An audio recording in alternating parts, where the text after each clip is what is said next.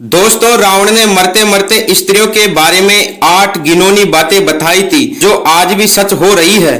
कड़वी है पर सच है। स्त्रियों के बारे में जो जो रावण ने कहा है उसे आप देख सकते हैं। दोस्तों, रावण का नाम सुनते ही लोग उनकी बुराई बताने लगते हैं, लेकिन रावण को इस ब्रह्मांड का सबसे ज्ञानी पंडित कहा जाता है। कहते हैं कि रावण शिव जी का बहुत बड़ा भक्त था। कोई दिन ऐसा नहीं जाता था कि जिस दिन वह शिव जी की आराधना ना करे, लेकिन रावण के एक काम ने ऐसे हमेशा के लिए बुरा बना दिया। सीता माता का अपहरण करके उन्हें अपनी रानी बनाने का ख्वाब देखने वाले रावण ये भूल गया था कि उसने जिस सीता का अपहरण किया है वह अयोध्या की राजा दशरथ की पुत्र वधू है, जिसका खामियाजा उसने अपने प्राण देकर चुकाना पड़ेगा। लेकिन दोस्तों, एक ज्ञानी पंडित होने के वजह से रावण अपने प्राण त्यागते समय बहुत सारी अच्छी बातें बताई थी, जिसमें उसने महिलाओं की 8 बुराइयों का वर्णन किया था। और आज हम आपको इन्हीं बुराइयों के बारे में बताएंगे। तो चलिए वीडियो शुरू करते हैं। दोस्तों, आपसे विनती है कि वीडियो को अंत तक देखिएगा, क्योंकि मित्रों कहा जाता है कि अधूरा ज्ञान विष के समान होता है। तो दोस्तों, जब रावण ने माता सीता का अपहरण किया था, तब महल में वापस आते ही रावण की पत्नी मंदोदरी ने रावण से कहा था कि सीता एक पतिव्रता स्त्री है, आपको इस तरह किसी दूसरे की पत्नी को अपहरण करके नहीं लाना चाहिए था। जिस पर रावण ने स्त्री की 8 बुराइयों का वर्णन किया था। और जो पहली बुराई रावण के द्वारा बताई गई थी वह ये थी कि स्त्रियां साहसी होती है, लेकिन साहस का इस्तेमाल स्त्रियां एक अवगुण की तरह करती है। कहने का मतलब यह है कि कभी कभी वह साहसी होने के चक्कर में ऐसा कार्य कर जाती है जिससे उसके घर और परिवार को पछताना पड़ता है। साहस अगर दुस्साहस में बदला जाए तो फायदे की जगह उनका नुकसान भी उठाना पड़ता है। इसलिए स्त्रियों का साहसी होना एक अवगुण के समान है। नंबर 2, दोस्तों, ये बात रावण ने इसलिए कही थी कि क्योंकि जब मंदोदरी को इस बात का पता चला कि रावण ने श्री राम की धर्म पत्नी सीता जी का हरण कर लिया है, तो मंदोदरी बहुत ज्यादा घबरा गई थी और डर गई थी, जिस वजह से रावण के महल में प्रवेश करते ही मंदोदरी ने रावण से कहा था कि आप उस राम की पत्नी को वापस कर दो, क्योंकि मुझे बहुत डर लग रहा है। जिस पर रावण ने कहा था कि मंदोदरी, तुम लंकापति रावण की पत्नी हो, तुम्हारा इस तरह डरने का पति रावण के लिए शर्म की बात है। और मंदोदरी की इस बात से रावण ने औरतों के अंदर साहस और एक अवगुण की तरह बताया था। दोस्तों, दूसरा अवगुण रावण ने बताया था कि स्त्रियों के अंदर एक अजीब सा डर हमेशा बना रहता है। वैसे तो स्त्रियां निडर और साहसी होती है, लेकिन उनमें एक डर की भावना भी होती है और स्त्रियां अपने इस भय से बचने के लिए किसी भी हद तक जा सकती है। दोस्तों, रावण के अनुसार स्त्रियां बहुत ही कोमल स्वभाव की होती है, जिस वजह से वह कभी कभी बिना वजह ही छोटी छोटी बातों पर डर जाती है और अपने इस डर से बचने के लिए वह किसी भी हद तक जा सकती है। स्त्रियां इस भय से बचने के लिए कभी कभी वह काम करने को तैयार हो जाती है जो काम उन्हें कभी जीवन में नहीं करना चाहिए था। और इस भय से बचने के लिए स्त्रियां कभी कभी ऐसी मुसीबत में फंस जाती है जहां से निकलना बहुत मुश्किल हो जाता है और बाद में उन्हें इस गलती का पछतावा भी होता है। और इन सब की वजह से इन स्त्रियों के साथ साथ इसे सगे संबंधियों को भी इस गलती का हर्जाना भुगतना पड़ता है। दोस्तों, तीसरा अवगुण रावण ने यह बताया था कि स्त्रियां झूठ बहुत बोलती है। रावण के मुताबिक स्त्रियां झूठ बोले बिना बिल्कुल भी नहीं रह पाती है। यहाँ तक कि झूठ को छुपाने के लिए 100 झूठ भी बोलने पड़े तो भी स्त्रियां तैयार रहती है। इस बात में उन्हें कोई संकोच नहीं होता है वह उसके सामने और किस तरह का झूठ बोल रही है। दोस्तों, इस बात को आप सबने अपनी लाइफ में भी नोटिस किया होगा कि स्त्रियां या लड़कियां बिना मतलब के ही झूठ बोलती है। दोस्तों, इस झूठ की वजह से कभी कभी लोगों के रिश्ते और जिंदगी दोनों बर्बाद हो जाती है।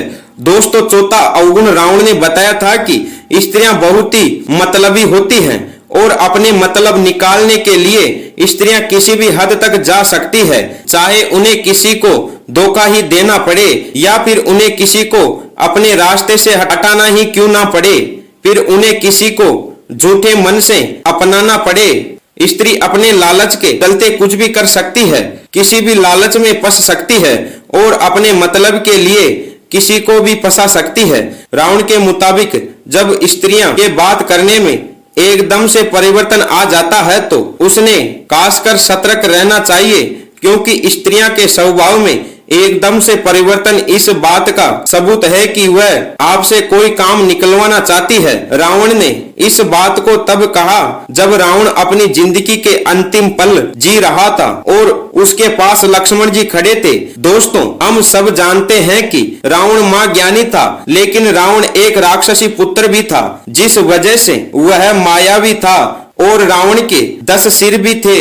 इसके पास मन को पढ़ने की असीम शक्ति थी और इसके बावजूद भी वह स्त्रियों के मन को नहीं पढ़ सका। इसलिए रावण ने स्त्रियों के संबंध में 5वां अवगुण ये बताया कि स्त्रियां मन से बहुत चंचल होती है। रावण के मुताबिक स्त्रियों के मन में क्या चल रहा है, इस बात को जान पाना किसी भी मनुष्य के बस की बात नहीं है। स्त्रियों के मन में जो चल रहा होता है उसे कभी वह बताती भी नहीं, और जब उससे पूछा जाता है तो वह उस बात को इस तरह से घुमा देती है कि उसे समझ पाना बहुत मुश्किल हो जाता है। रावण के मुताबिक स्त्रियों के स्वभाव में माया की झलक होती है। अपने चंचल स्वभाव से स्त्रियां केवल आंखों में किसी का भी मन मोह सकती है और उन्हें अपने हिसाब से कठपुतली की तरह घुमा सकती है। रावण ने इस बात का वर्णन अपने शास्त्र में भी किया है और इस बात को बखूबी बताया है कि स्त्रियों के सारे अवगुण में सबसे खराब अवगुण यही है। दोस्तों, स्त्री की चंचलता से हर मनुष्य को बचना चाहिए, क्योंकि इस चंचलता के चक्कर में कई महाबली पुरुषों ने अपनी जिंदगी बर्बाद कर दी, लेकिन इसके बाद भी स्त्रियों की ये आदत नहीं जाती है। इसलिए स्त्रियों की इस चंचलता से जितना हो सके दूर रहना चाहिए। दोस्तों, छठा अवगुण रावण ने यह बताया था कि स्त्रियों के पेट में कोई भी बात नहीं पच सकती। अगर आप पुरुष हैं तो इस बात को बखूबी समझते होंगे और स्त्रियां इस बात को अच्छे से जानती होगी कि वह किसी भी बात को अपने पेट में नहीं पचा सकती। रावण ने यह बात अपने प्राण त्यागने से पहले बताई थी कि स्त्रियां कभी भी किसी भी बात को अपने तक ही सीमित नहीं रख सकती है। तो चाहे आप स्त्री के कितने भी अच्छे सगे संबंधी या फिर रिश्तेदार क्यों ना हो, वह आपका भांडा कभी ना कभी फोड़ ही देगी और आपकी गुप्त राज को आग की तरह तेजी से फैला देगी। इसलिए स्त्रियों को कभी भी राज की बात नहीं बतानी चाहिए, लेकिन इतना समझने के बाद भी अगर आप ऐसा करते हैं तो मान लीजिए कि आप अपने आप को मुसीबत में डाल रहे हैं। कभी भी आपका राज खुल जाएगा और फिर आपका काम तमाम हो जाएगा।